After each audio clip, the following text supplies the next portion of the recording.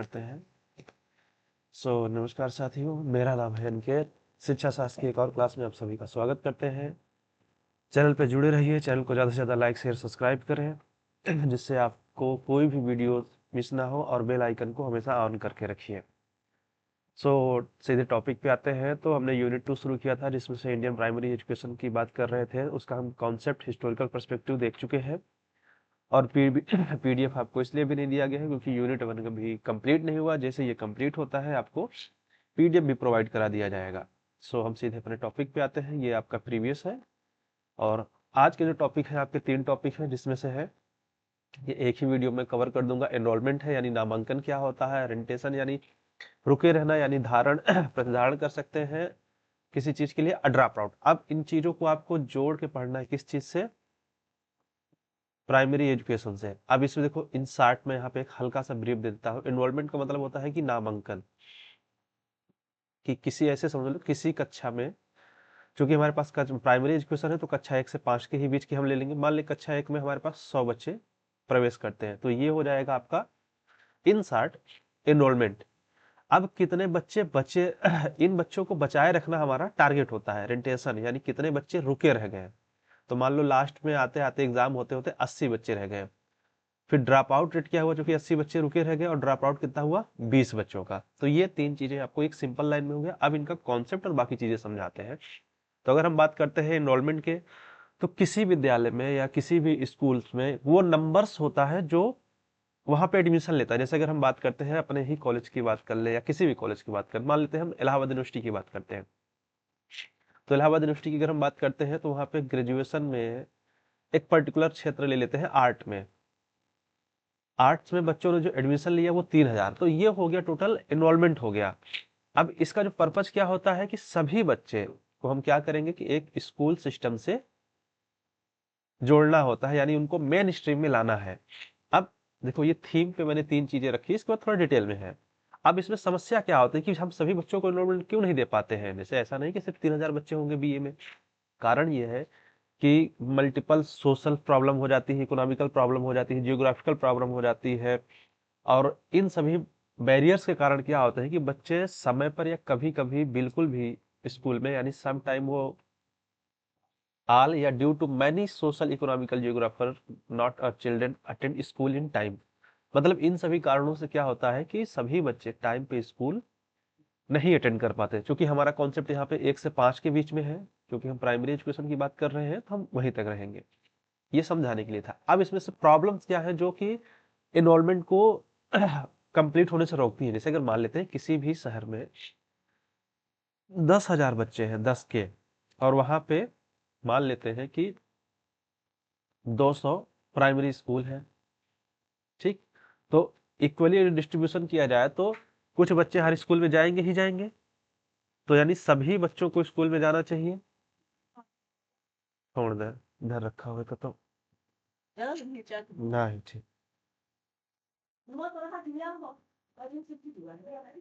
Bike की डिग्गिया खोलो में है। तो समस्याएं जो एनवायरनमेंट को प्रभावित करती हैं, यानी ऐसी चीजें जो एनवायरनमेंट को इफेक्ट कर सकती हैं, तो सबसे पहले क्या होती है कि सोशल एंड कल्चरल प्रॉब्लम आ जाती है। जैसे क्या होता है कि कई ट्राइब्स हैं या कई जगह है कि अभी भी जहाँ पे एजुकेशन प्रॉपरली नहीं है, खासकर वहाँ पे लड़कियों की प्रॉब्लम होती है कि जैसे कि बाल विवाह है, जेंडर बायसनेस है, कास्टिज्म है। तो ये सारी चीजें क्या करती है कि इनको स्कूल आने से रोक दिया जाता है। तो ये बच्चे पहली प्रॉब्लम हो जाती है जिसकी वजह से स्कूल नहीं आ पाते। दूसरी प्रॉब्लम आती है इकोनॉमिकल इनइक्वालिटी, कि उनके पास फंड नहीं है, या कह सकते हो कितना पैसा नहीं है। वो सोचते हैं कि बच्चों को हम स्कूल में भेजेंगे, जो हम 5 साल तक, उनके दिमाग में ये चलता है कि 1 से 5 तक अगर हम स्कूल भेजेंगे, बच्चा मेरा थोड़ा सा बड़ा हो जाएगा तो किसी काम में लगा देते हैं वो। आप लोगों ने बहुत टाइम पे देखा होगा कि छोटे बच्चे कई जगहों पे काम करते हैं, जबकि ये बाल अपराध में आता है। सॉरी, मतलब बाल श्रम कानून इसके खिलाफ किया गया है कि 14 वर्ष से कोई कम का बच्चा कोई किसी भी कारखाने, फैक्ट्री, कहीं पे काम नहीं करेगा, लेकिन फिर भी ऐसा हो रहा है। दूसरी चीज होता है कि स्कूल भेजने में अप्रत्यक्ष खर्चे भी हैं, जैसे कि यूनिफॉर्म, स्टेशनरी, बुक्स। वो अलग बात है कि अब हमारी गवर्नमेंट लगातार इन चीजों को फ्री ऑफ कॉस्ट प्रोवाइड कर रही है, लेकिन फिर भी लोगों को नहीं पता। तीसरी क्या होता है कि जियोग्राफिकल प्रॉब्लम्स आ जाती है, जैसे कि कोई लोग बहुत दूर डिस्टेंस पे रहते हैं, उनके पास में कोई विद्यालय ही नहीं है। जैसे एक बंदा यहाँ पे है और विद्यालय इस कोने में है, तो यहाँ आने से पहले वो 100 बार सोचेगा कि यार इतनी दूर कौन जाए। मान लो अगर ये चीज 10 PM में है और एक बच्चा जो है कि सिर्फ 6 से 12 साल की एज के बीच में है, तो वो नहीं कवर कर पाएगा। तो ये प्रॉब्लम होती है। इसके अलावा क्या होता है कि संसाधनों की कमी है, ठीक है, ट्रांसपोर्टेशन नहीं है, सॉरी, ट्रांसपोर्टेशन नहीं है। तो ये प्रॉब्लम्स भी इसको इफेक्ट करती है। फिर आता है कि माता पिता की शिक्षा, यानी आपके पेरेंट्स जो है इलिटरेट है। अगर अगर जैसे किसी परिवार में आप रह रहे हैं, फैमिली का आप हिस्सा है, ठीक है, इसमें ये गार्जियन हो गए, इनको खुद ही एजुकेशन अगर नहीं मिली है प्रॉपरली, तो इनको इस चीज का नॉलेज ही नहीं ना कि क्या पता कि यार फ्री एजुकेशन का भी तो कॉन्सेप्ट चल रहा है। तो इनको इस चीज का पता ही नहीं है, जब पता ही नहीं है तो कैसे करेंगे। और दूसरी चीज होती है कि जो हमारे स्कूल्स हैं उनके और जो कम्युनिटी है उनके बीच का कम्युनिकेशन की कमी होना। अगर स्कूल जो समुदाय होते हैं उनसे अगर वो प्रॉपरली जुड़े होंगे तो ये प्रॉब्लम नहीं आएगी।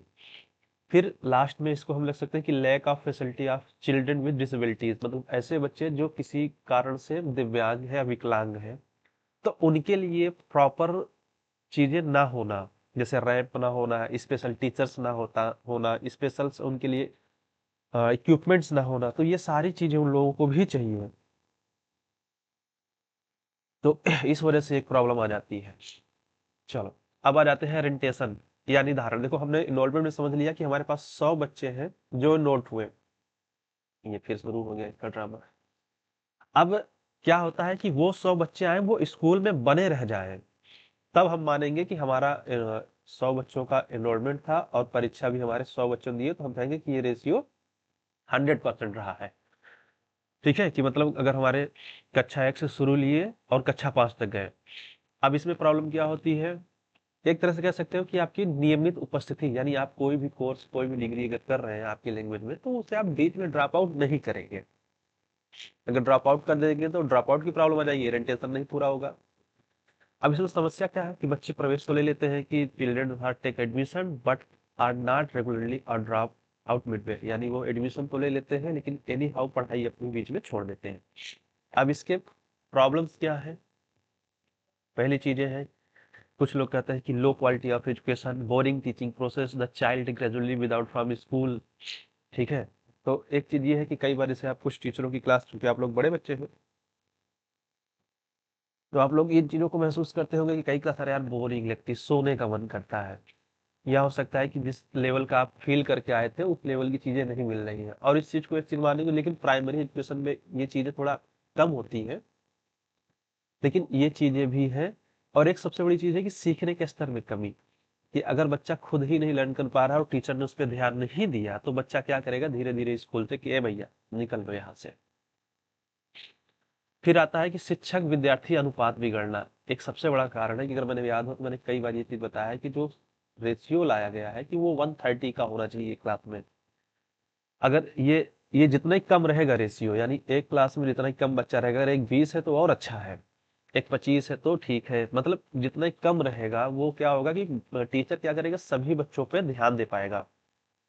दूसरी प्रॉब्लम आ जाती है कि रिटेंशन जो नहीं बन पाता, कि lack of personal attention and support. अब चूंकि बच्चे ज्यादा है क्लास में, अगर एक क्लास में हम कह रहे 60 बच्चे हैं, तो वो कहाँ से टीचर सभी 60 बच्चों को ध्यान दे पाएगा। एक प्रॉब्लम आप अभी भी ये रख सकते हैं कि lack of basic facilities in school. कई विद्यालयों में अभी भी क्या है कि बेसिक फैसिलिटीज की कमी है, जैसे कि टॉयलेट नहीं है, क्लीन वाटर नहीं है, इलेक्ट्रिसिटी नहीं है, support equip sorry sports equipment नहीं है, सेफ बिल्डिंग नहीं है। ठीक है, तो ये चीजें भी क्या करते हैं, इवन गर्ल्स के लिए भी प्रॉपर उनके लिए अलग चीजें होनी चाहिए।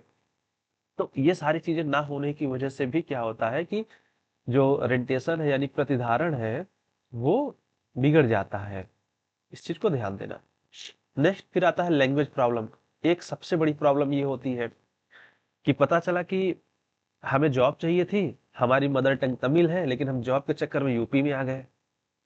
अब हमें नार कुंडार तौंड कर रहे हैं, बच्चों को समझ नहीं आ रहा है, या फिर इंग्लिश, या तो इंग्लिश मीडियम यूज कर रहे हैं।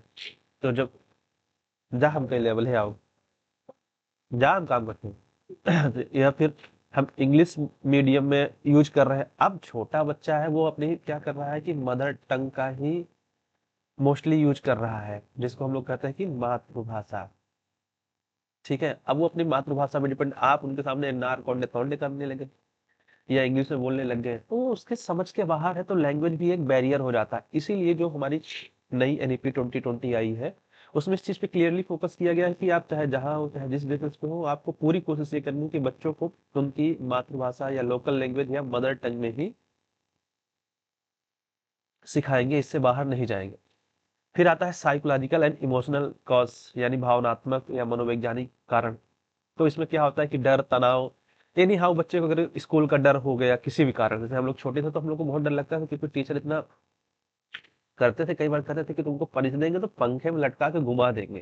तो ये भी एक प्रॉब्लम है। तो इसमें फियर, स्ट्रेस, मतलब तमाम चीजें अगर आ जाए, मतलब जैसे कि अगर कोई बच्चा उसे बुली भी कर रहा है, जैसे पिक्चरों में दिखाते हैं ना कि अमीर घर का बच्चा है, बिगड़ा है, वो बच्चों को परेशान कर रहा है, तो बच्चा इसलिए भी स्कूल छोड़ देता है।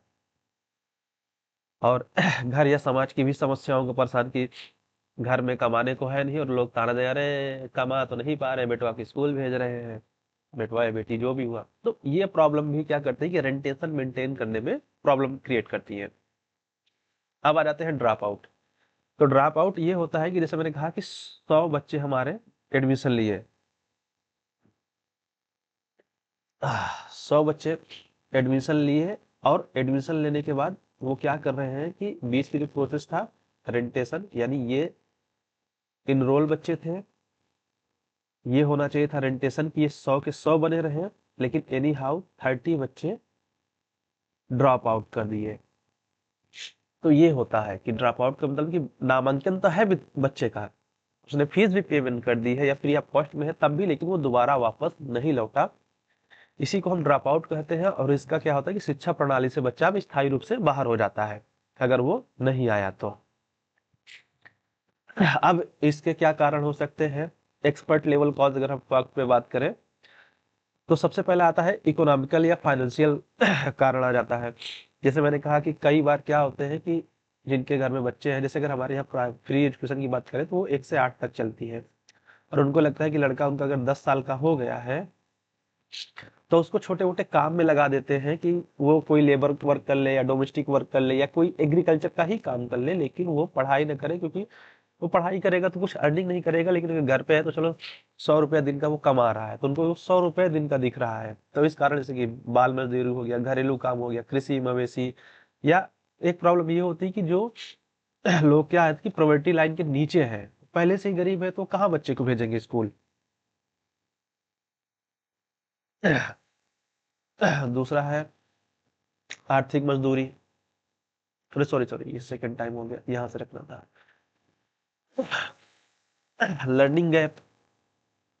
कई बच्चे क्या होता है कि कक्षा 5 तक पहुंच जा रहे हैं लेकिन वो पढ़ना नहीं पा रहे हैं, तो इसमें क्या होता है कि वो सीखने में जब वो कैपेबल नहीं हो पाते हैं तो उनको डर लगता है।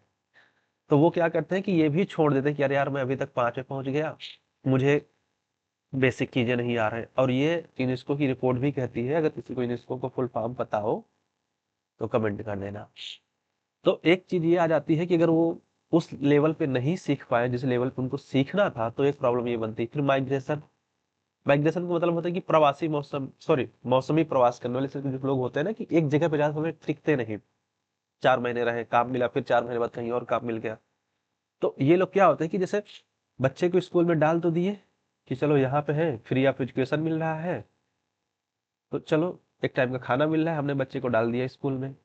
लेकिन जैसे उनका 4 महीने का काम खत्म हुआ, वो क्या किए, 4 महीने से फिर मूव ऑन कर गए दूसरी जगह। अब दूसरी जगह में जाने में बच्चे का इन्वॉल्वमेंट वहां थोड़ी हो जाएगा, उसी क्लास में, उसी सेम बैच में। तो ये चीज प्रॉब्लम आ जाती है। फिर एक प्रॉब्लम ये भी आती है कि अनयूज्ड एंड अनकनेक्टेड कोर्स, मतलब हमारा जो करिकुलम है वो ऐसा नहीं है कि जो बच्चे की रियल लाइफ से जुड़ा हो, यानी कह सकते हो कि प्रैक्टिकल लाइफ से उसका जुड़ाव ना होना। तो इसमें क्या होता है कि बच्चा अपना इंटरेस्ट खोता जाता है, और जब अपना बच्चा इंटरेस्ट खोता जाएगा तो वो नो डाउट है कि वो उन चीजों से दूर होगा।